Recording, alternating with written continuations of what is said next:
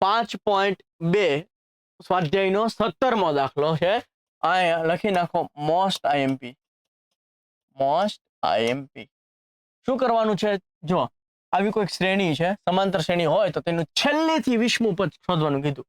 ત્યાંથી છેલ્લેથી તમારે શું કરવાનું? છેલ્લેથી કીધું ને અહીંથી 20મું પદ કીધું. એનો મતલબ કે આ શ્રેણીને તમે ઉલટાવી નાખો. પહેલા આ લખો, પહેલા છે ને આ લખો, પછી ડોટ ડોટ ડોટ, પછી આ લખો, પછી આ લખો, પછી આ લખો.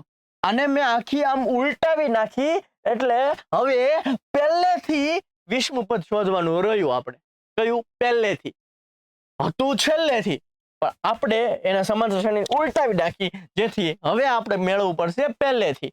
જેથી કરીને એ તો આપણને આવડે જ છે.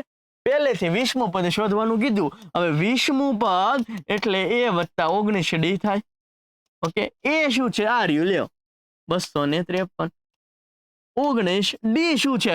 d માં ખાસ ધ્યાન એવું રાખવાનું, આમાંથી આ બાદ કરો અથવા આમાંથી આ બાદ કરો. એટલે 3 માંથી 8 બાદ કરો. d બરાબર 3 માંથી 8 બાદ કરો. શું થશે? -5 થશે.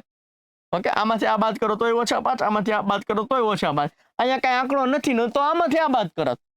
ઓકે, આમાંથી આ બાદ કરો શું? -5. આમાંથી આ બાદ કરો તો -5. તો d શું થયું? -5. 253 વત્તે ઓછા 20 પંચું 100 થાય, 19 પંચું 95 થાય. તો 253 માંથી 95 કાઢી નાખો. 253 માંથી 95 શું કરવાનું છે? કાઢી નાખવાનું છે. 10 ખોલિયા એટલે 13 માંથી 5 કાઢો, 8 વચ્ચે અહીંયા 9, 9 ને 5 14, 14 માંથી 9 લઈ લો, 14 માંથી 9 લઈ લો તો 5 ને અહીંયા એકડો, અહીંયા શું આવશે? 1. તો જવાબ આવશે 158. ઓકે, છેલ્લેથી 20મું પદ કયું હશે? 158. ઓકે, બહુ જ ઈઝી છે દાખલો, પણ ખાલી આટલું કરવું પડશે. છેલ્લેથી કીધું ને તો આને આપણે શું કરી નાખવાનું છે? ઉલટાવી નાખવાનું છે. પછી તો બહુ જ નાનો એવો દાખલો છે. ડન, ઈઝી છે. તો આવું નવું શીખવા માટે જો તમને મજા આવતી હોય અને આવા વિડીયો તમારે હજુ લાવવા હોય તો તમારે એક કામ કરવાનું છે, લાઈક શેર સબસ્ક્રાઇબ કરી નાખવાનું છે અને ધોરણ 10ના અથવા તો સ્કૂલના બધા વિદ્યાર્થીઓ સુધી પહોંચાડી દેવાનું છે.